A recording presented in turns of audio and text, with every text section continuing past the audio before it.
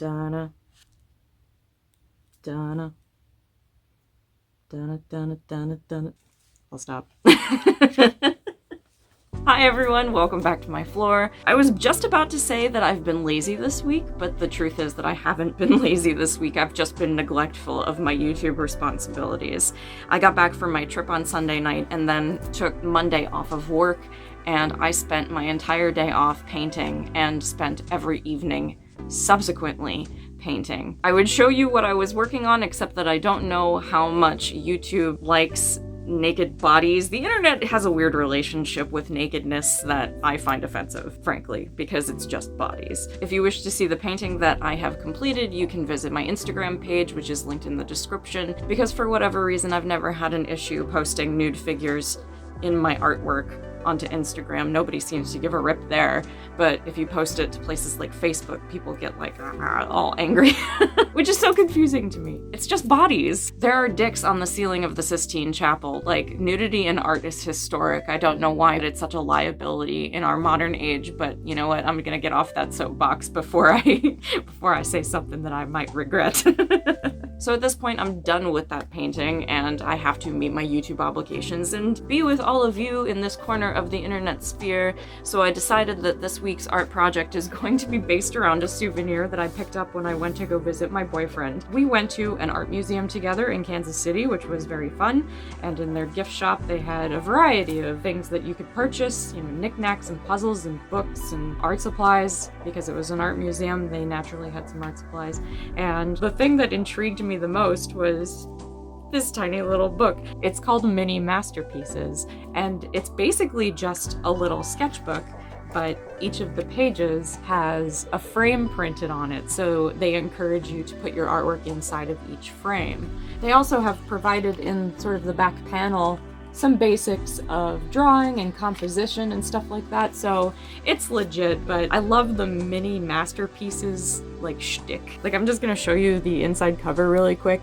If found, please either tell me how much you love my work, contact my brother who subsidizes me, which is very oddly specific, find me a patron, or the last option is place into an attic, forget it, sell it for millions in 50 years. So they have a sense of humor about what they were trying to do here. I already put a couple of drawings in here, and I had filmed them, and the video didn't turn out so hot, so it's okay. We're going to revisit this again. These were my original drawings, which I did in colored pencil, and they turned out okay. They're pretty funky, I like them. And then, because I couldn't help myself and I can't leave well enough alone, I did try to blend them out with mineral oil, only to discover that that's not the kind of pencils that these are. I think they are more wax-based than oil-based. So I have like a big ugly stain on this page that I might try to cover up with some sort of opaque medium. Maybe I'll use like Posca pens or something on this side. I am a little worried that if I tried to use gouache on this paper that it would just buckle too easily, but also I don't know how much it would react with the oil and just like not stick to the paper, because it did seep through. And I thought, I mean, hey, we can just do as many pages as we like because they're so tiny. There's so much potential. And we have all different kinds of frames that we can put different kinds of images inside. So that's what we're going to do today. Let's create some miniature masterpieces. There is eraser dust all over my desk. I don't know an artist out there who has a perfectly clean work surface, and if they do, they're just using some trickery and lying to you about it. All right, I pulled out my Posca pens. I have a nice big box of them here, and I spent an absurd amount of money to get a wide variety of different colors, but they all have the same nib shape, so it's this size. So that's not the smallest, which may be a problem for a book this small, but I do kind of want to like put something cute in here. I'm really tempted to just like take the easy route for this page and put like a landscape in here, and I think I have enough colors where I can make that work really well. So let me try to find some good sky color. There's a blue. I like this one too. Here's our white. And because these are opaque markers, they should layer pretty well. So we're gonna create a sky first. I think that's good. And then this is more of a like a turquoise color, but always that may be a little bit too green. All right, let's rethink this. The beauty of opaque paint markers is that you can just paint right over what you just painted on and nobody will know that you made a mistake. Now, I've never tried blending with Posca markers before, but also I'm gonna be a little bit careful because I know that the paint in Posca pens can like eat up your paper. Like if you use it over that area of the page too much, it can like tear apart. What do you think? Is that a decent enough sky? I just got a lot of blue paint on my white marker. I will try to get it off or cover it shortly, but I just want to move on now. So let's find... Do we like this color? I have been watching a lot of like people trying out Bob Ross tutorials on YouTube recently, so I don't know if I'm just like inspired to do a very Bob Ross sort of landscape. So what if we just like start putting in a mountain? What if we just did that? This blue is really deep and it has like a lot of green in it. Not gonna lie, I really like how these colors blend together. Then if we go over that and sort of blend it up. I wonder if I could just use my finger. Ooh, I like that effect. Fun! Oh my god, art is so fun. Now I want to wait for that to dry before I put on the highlights and the sort of like shadows of the snow on the mountain. So we're gonna move on now. What's a good like trees in the distance color? I love Posca pens because like the paint inside of the pens always matches the cap perfectly. Like you never have to wonder what it is that you're choosing. I think I'm gonna just do it in brown. I'm not sure how that's gonna look. To me, it just looks like lines right now, but we are learning some clever blending techniques today, so maybe I can use a lighter brown.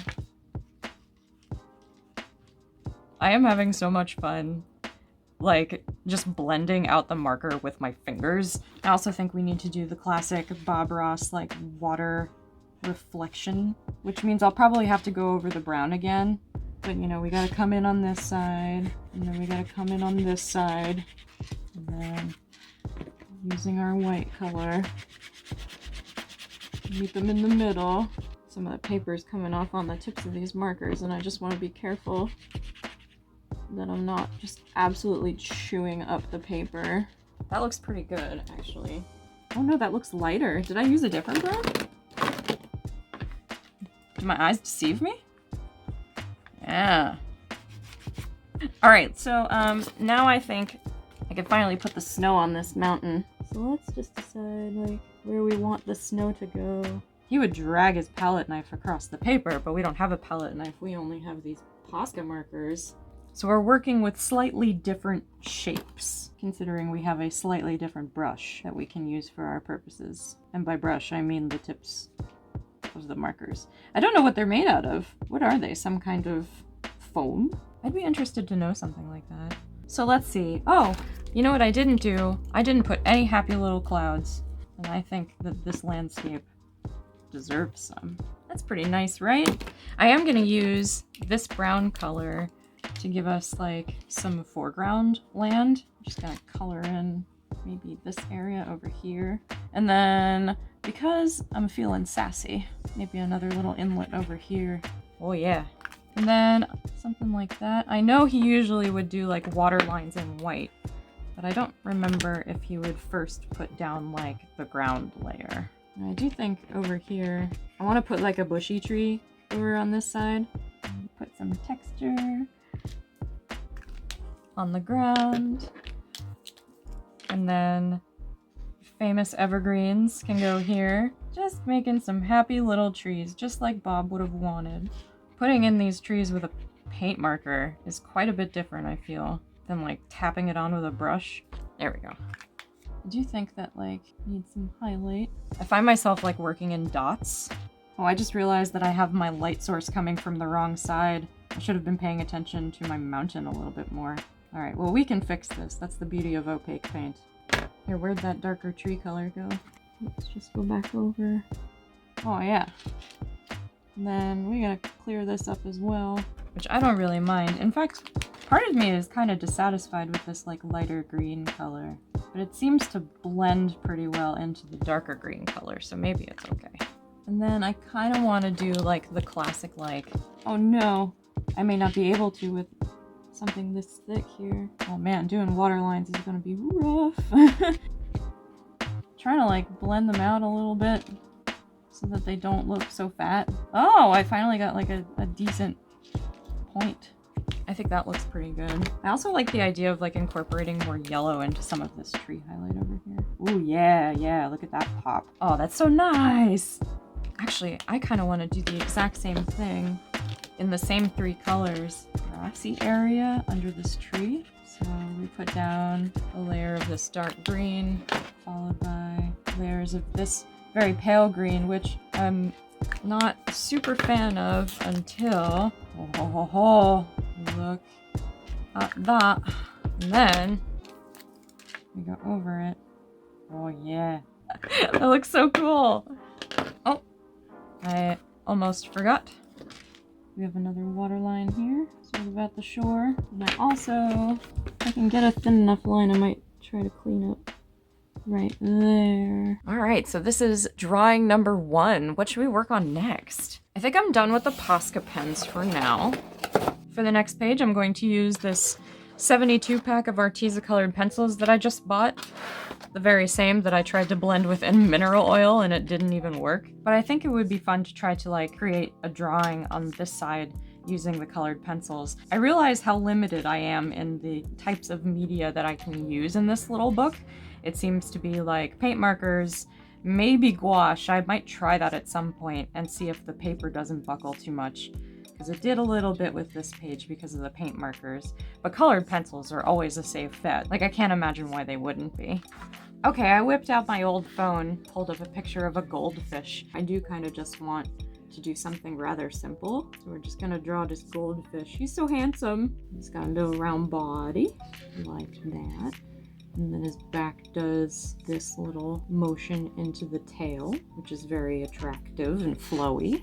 And this part comes down like around here. And then he's got this sort of bottom fin that comes down. And then there are other parts that kind of like more wispy parts of his fin that are in a darker color, but I'm just gonna draw them in with this orange. Try to get as accurate to the original shape as I can. And then we gotta do this little sort of top fin, which starts about here, curves over, comes back down, fin stripes like there. He's got such a bumpy head. There we go. And then he's got like a little fishy frown.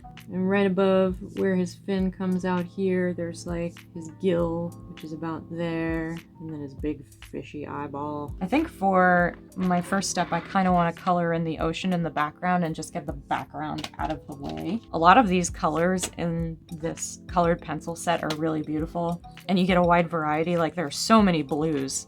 Like, this one's a robin's egg blue, and I think that's going to make a really nice background color. Colored pencils is something that I'm trying to get back into again. Years ago, I used to create mandalas with colored pencils, and I used to get just a really good effect with basic Crayola colored pencils. Like, those were my go-to in those days. And I had a lot of fun making these very detailed sort of like geometric drawings. But the way that I color with colored pencils and the way that I know most professional colored pencil artists color is not the same. So I still sort of like think in that mindset and revert back to my old habits. I have watched many a video online recently on how to get better at doing realism with colored pencil illustration, and it can be kind of tough. I mean, depending on the look you're going for, and I'm never always 100% committed to realism at all times. You know what I mean? Like, it's okay to explore and do something a little bit more informal. That's how you learn, right? You try different techniques. I don't want to go over all of this fin. We're just sort of using that as a starting point. So that's a pretty good color. And then there are areas that are like a little bit deeper blue. And there is part of me that is just, in general, a fan of this very textured effect that you get when you do illustrations in colored pencil. Like, trying to smooth everything out with solvents and stuff like that is fun. Not bashing it at all, but sometimes you just want to do something a little bit more simple. We've got this even deeper blue, which sort of exists on the fringes. I'm definitely not doing a very good job of coloring inside the lines.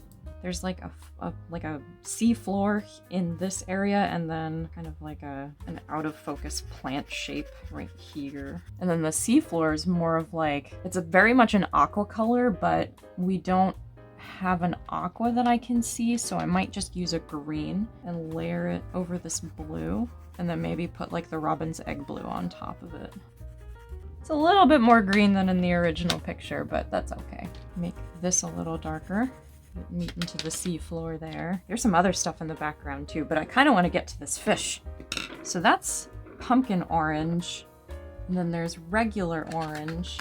And one of them's just a little bit more muted than the other. I might just use this regular orange. Put in some of the details on the fish. It's got quite a bright orange, sort of like top half of his body. And that orange sort of like pokes in down here and under the eye, definitely on the top of the head and behind the gill. And there's like a spot on top of the gill also.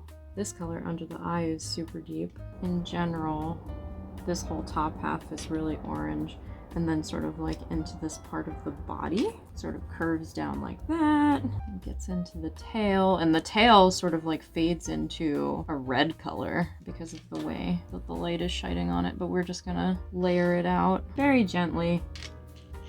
Not too crazy, but there's like a nice big fat streak at the top of this fin over here that is more bright orange, so it can be a little bit more heavy-handed there.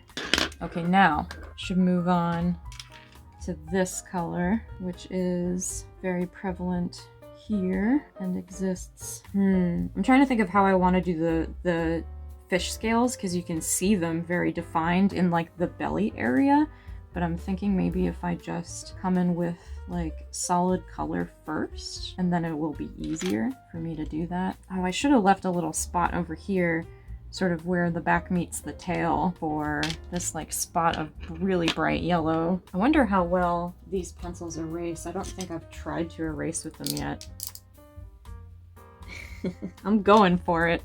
It's kind of doing something. And then that spot, there's like this part of the tail here, sort of a brighter orange, and then this like sort of cheek back here, and then there's like a little spot where it's like a darker orange right there, but then there's this little bit right here that's like a bright yellow, so I want to keep that sort of distinct from the rest really quick. And then I'm going to go in, there's all sorts of pretty yellows in this pack as well. Hey, that's looking really nice. I kind of want to use this to sort of blend up. Oh yeah, I love it when you blend colors together in colored pencil works. They always look really cool. Outline the rest of this eye over here. The top of the head is pretty solid, so I'm just gonna go in like that. And then there's a little space under the eye here that's a little bit more yellow. Okay, so we do need a red. Actually, I think in this pack there is, yeah, there's a color called blood orange, which is like perfect for what I need. Oh yeah, oh yeah. Even though this isn't the kind of colored pencil set that I wanted, and I was just kind of like purchasing blindly when I bought it, I am a really big fan. It's got a very generous supply of color, and I like that. I like big color selection so that I don't have to like do a whole lot of blending or mixing, or just in general because it makes the blending and mixing parts a lot easier if you don't have to like go between certain colors so dramatically.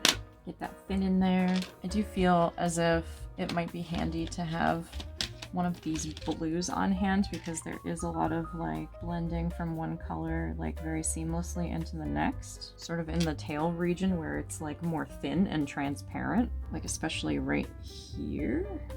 And like I kind of lost my sketch lines there, but then if I go over it with this orange, oh yeah, see? And then I actually kind of need to darken it up here as well, and then go in with the blood orange and bring back this tail. Actually, that's not even dark enough. So maybe we'll switch to a different color.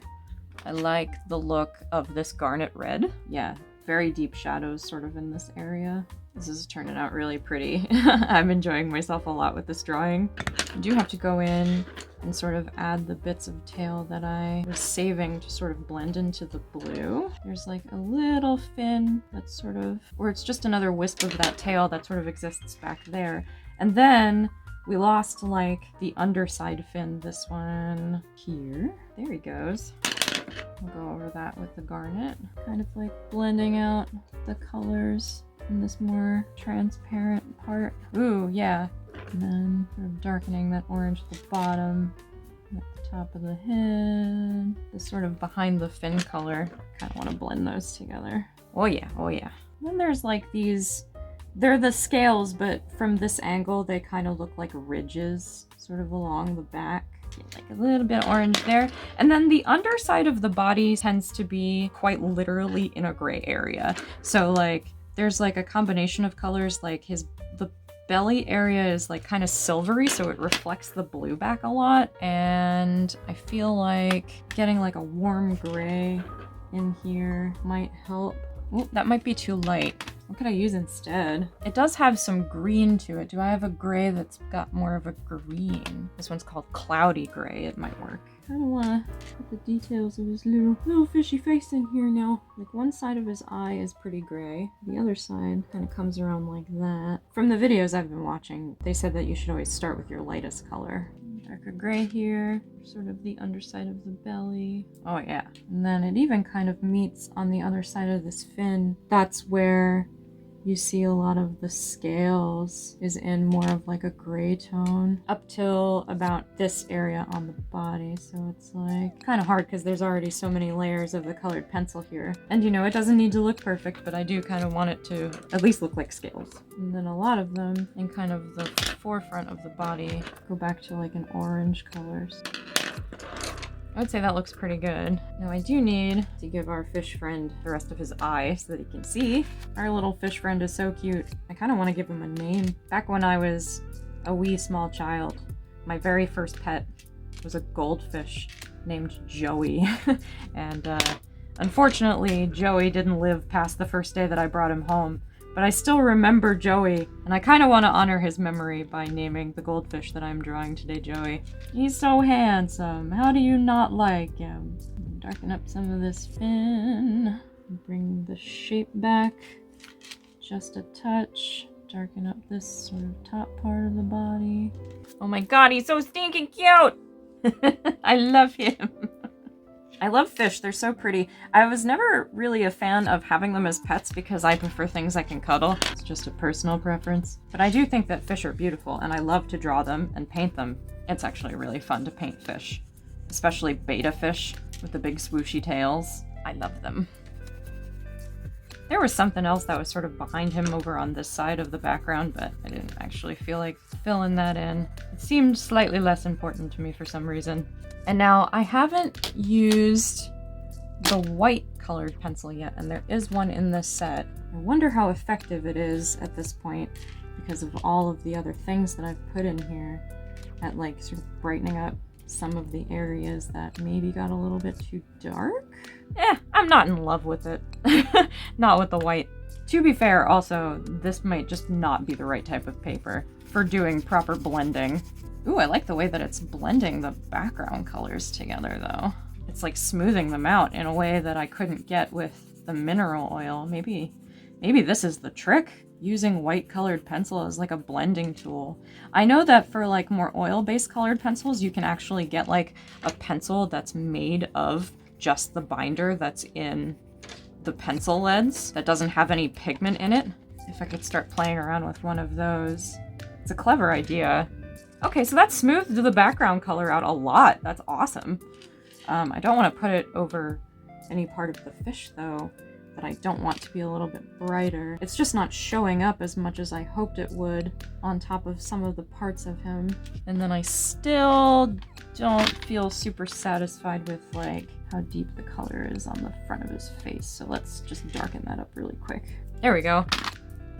Oh my gosh! And now we have a little fish friend, and I'm going to name him Joey after my childhood pet that died in a day. Alright, so I've got a couple of different kinds of drawings in here. This page is really starting to buckle with the paint, but hopefully it'll flatten again once I close the book and stick it back on the shelf. It'll give it an opportunity to like smush back into place. I love him. I love our little fishy friend. He's so stinking cute. Fishy friend.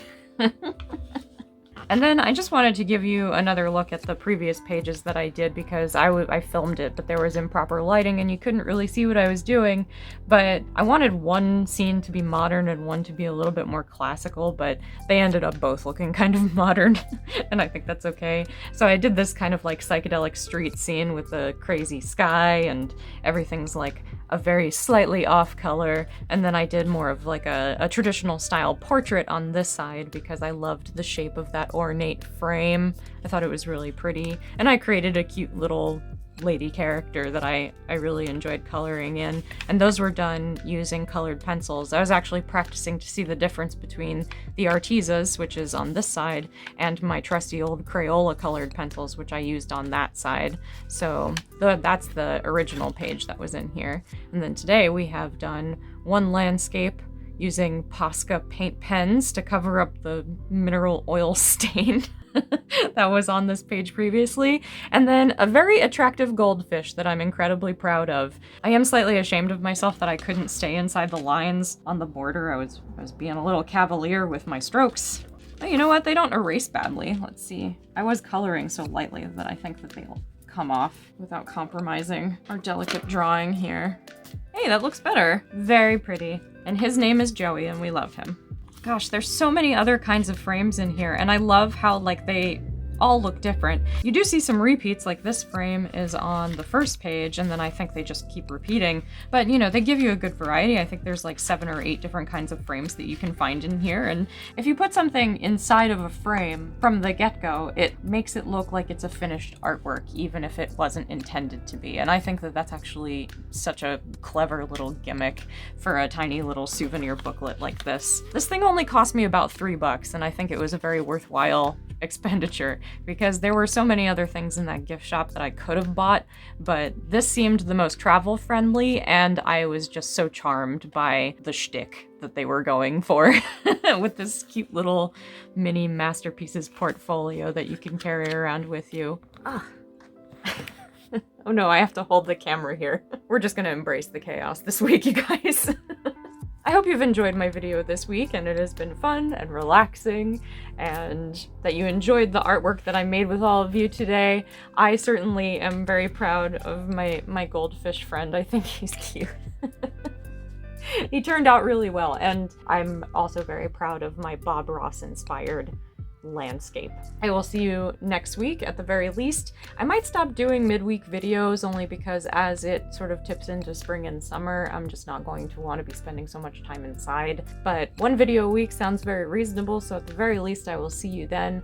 Please hit that like button, subscribe, comment, do all of the things that I'm supposed to say to the YouTube audience so that the algorithm will be kind to me, and and if you genuinely feel it in your heart that you can provide these things in good conscience, I would appreciate it very much. I hope you have a wonderful week, and until I see you then, ciao everyone, bye-bye!